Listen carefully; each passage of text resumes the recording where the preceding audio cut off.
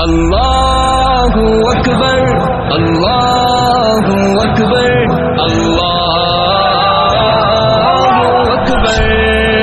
کے نائب ہیں، ہم حضور کے جانشین ہیں، نبی پاک صلی اللہ علیہ وسلم کے امتی ہیں.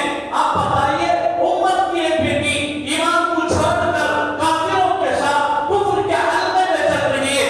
آج مسلمان اپنے بنگلوں کے اندر، اپنی گاڑیوں کے اندر، اپنے عیش و عیاشیوں کے اندر جو مگن ہے، کیا اللہ کے سامنے کل قیامت کے دن حضرت خالد بن ولید یہ میدان پکڑ کر یہ نہیں فرمائیں گے اس امت کے لیے میرے سر پر کفن باندھ کر رات دن امت کی رکھوالی کے لیے میدان کارزات میں خالد بن ولید وقت گزار دیا تھا. اے امت محمدیہ کے نوجوانوں، اے امت رسول اللہ کے نوجوانوں، تمہاری آنکھوں کے سامنے امت کی بیٹیاں رکتی نہیں، کافروں کے حوالے ہوتی نہیں. تم نے اس دین محمدی کی حفاظت کے لیے کیا کیا؟ کیا جواب ہوگا ہمارا؟ کیا محض اس لیے دنیا کے اندر آئے تھے کمانا اور کھانا اور دنیا سے چلے جانا؟ یہ تو جانوروں کا کام ہے، یہ تو انسانوں کا کام نہیں ہے. انسانوں کا کام انسانیت کا درس دینا ہے. انسانوں کا کام اللہ کے بندوں کو اللہ سے جوڑنا ہے. انسانیت کا کام اللہ کے بندوں کو محمد رسول اللہ صلی اللہ علیہ وسلم کی الفت و محبت سے جوڑنا ہے. ایسے کتنے سر اٹھا رہے ہیں، ایسے کتنے جنم لے رہے ہیں.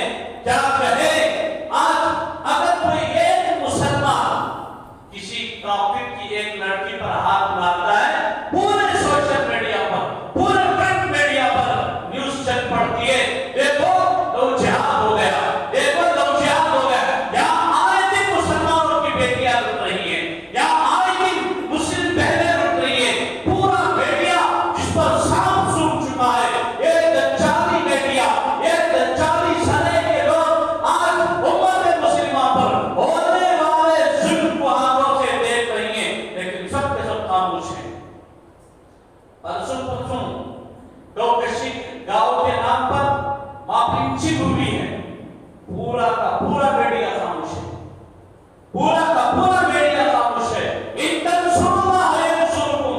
مسلمانوں اپنے آپ کو سمجھو، اپنی حقیقت کو جانو، اپنے آپ کا دفاع کرو. اسلام کیا سکھاتا ہے؟ اسلام کی تعلیمات کیا ہے؟ تھوڑا بیٹھ کر سوچو. جب تک انسان اپنے دماغ کے خود نہیں کھڑا ہوتا تب تک اس کی مدد نہیں ہوتی. بدر میں مدد ہوئی ہے تو حضور مٹھی بھر صحابہ کو لے کر کھڑے ہوئے ہیں، بدر میں سر پر پتھر ہو کر کھڑے ہوئے ہیں. میدان وہاں کے بعد فتوحات کے دروازے کھلے ہیں تو نبی پاک صلی اللہ علیہ وسلم اپنے صحابہ کو لے کر سر پر کفن باندھ کر میدان وہاں میں کھڑے ہوئے ہیں. نبی کے دندان مبارک شہید ہوئے ہیں. حضور کا لہو مبارک، حضور کا لہو مبارک جسم پر پڑا ہے، تب آگے جا کر فتوحات کے دروازے کھلے ہیں. ہم بیٹھے بٹھائے پورے خواب دیکھ لیں، یہ ہو جائے اللہ کی عزت کی جلالت کی قسم یہ ہونے والا نہیں ہے. توکل ضروری، یقین ضروری، ایسے جیسے نبی نے توکل کیا ہے، جیسے صحابہ نے توکل کیا. آج ہم نے دین کو مذاق بنا دیا.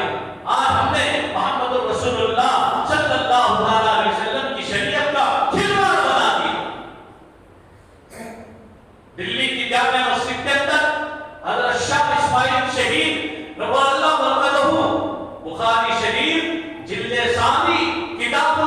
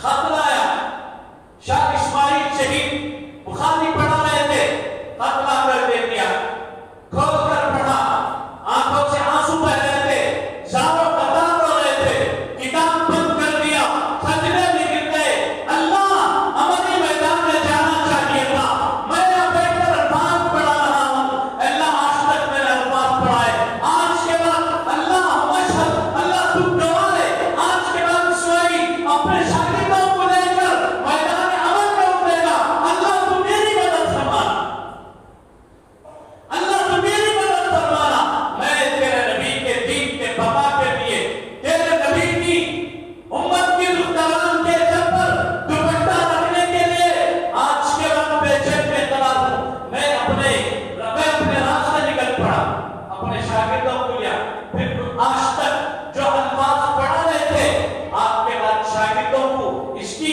عملی تعلیم شروع ہو گئی، اس کے بعد ایک مسلح افواج تیار کی، بالا کوٹ کی پہاڑی پر پہنچ کر وہاں پر ان کا سر قلم کیا، دختران محمد رسول اللہ کو آزاد کروایا، سجدے میں سر رکھ دیا، رو رہے تھے کہ اللہ تاخیر ہوگی پوچھنے میں، اللہ کل روز محشر اس تاخیر کا نہ پوچھنا، اللہ پوچھنے میں تاخیر ہو گئی ہے، کل روز قیامت اس تاخیر کا نہ پوچھنا، اللہ دائرے میں ہوا ہے، اللہ تو مدد فرمانا، جس طرح یہاں پر لاج ہے اللہ میدان محشر میں بھی لاج رکھے، دعا کرتے رہے، اس دوران میں واقعہ ہو گیا، ایک کافر کھڑے ہو گیا، نبی پاک صلی اللہ علیہ وسلم کی شان میں گستاخی کر دیتا ہے، حضور کی شان میں گستاخی کر دی، حضرت شاہ اسماعیل شہید کھڑے ہوئے،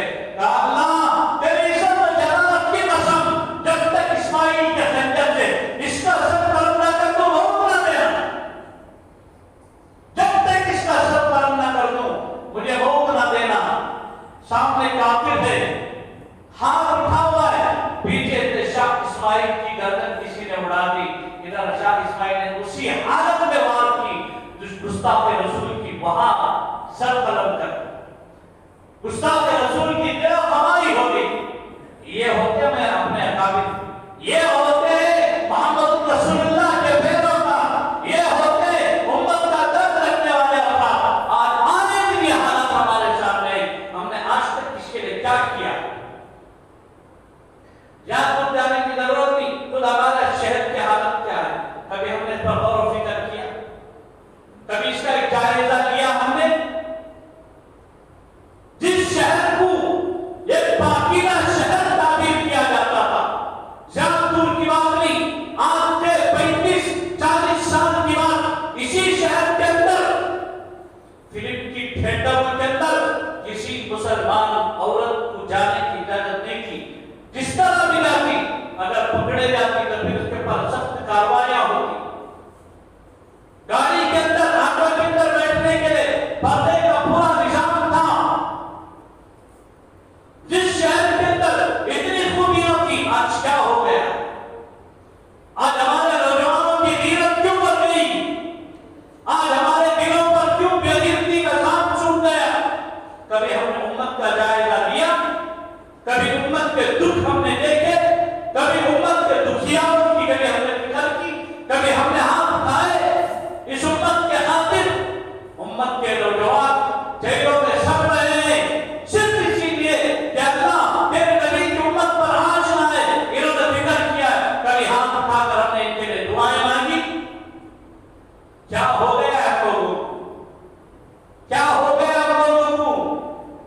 لوگوں، دوستوں، بھائیوں، غفلت چھوڑو، غفلت سے باہر نکلو، اب کم سے کم اللہ سے یہ دعا کر لیں، اللہ ہمارے دلوں پر غیرت عطا فرما، اللہ حیا عطا فرما، اللہ اس امت کی صحیح فکر لے کر کرنے کی توفیق نصیب فرما، یہ دعا کرو، اللہ توفیق دے، اللہ عطا فرمائے۔